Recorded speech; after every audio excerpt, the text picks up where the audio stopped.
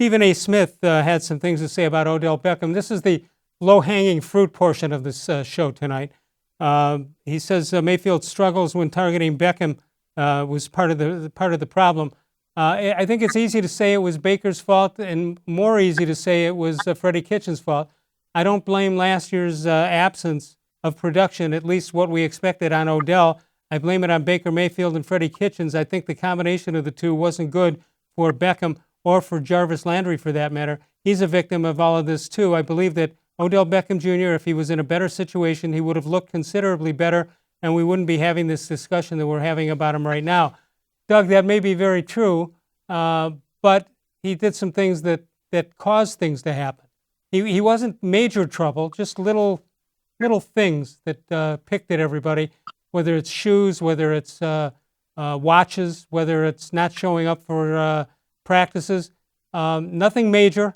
I don't think it was a big problem in the locker room, but I think just to say it was Baker Mayfield's fault, I think isn't fair.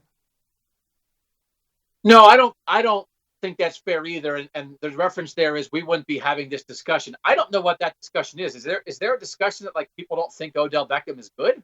I think he's still good. What do people think that he shouldn't be a Brown? I still think he should be on the Browns. Like, it wasn't great last year, but I have not changed my opinion of Odell Beckham based on last year, and I really haven't changed my opinion on Baker Mayfield. I think they're both still going to be good, and I think last year was kind of weird. But I do think if you're, and I love questions like this, like dividing up percentages of whatever credit or blame. I don't think I'd put Odell first, but he's up there. I think you could almost spread it out between Freddie and Baker and Odell almost evenly in some ways, because there were clearly times open, and we all did stories about that. Look at the route. The guy's open, Baker's not throwing to him. They're throwing to tight ends in the red zone instead of throwing to Odell Beckham. There were problems there. But there were also times when Odell dropped the pass, when he had a chance to make a big play. There were times when he wrong route. So let's take a look at Baker when he was targeting Odell last year. 55.6% completions, 4 touchdowns, 7 interceptions, and a 69.0 passer rating. But you know what, Doug, you look at it and say he was open or he wasn't open. He might have seemed open, but he might not have been in the place he was supposed to be, and we don't know that as guys sitting on our couch just watching.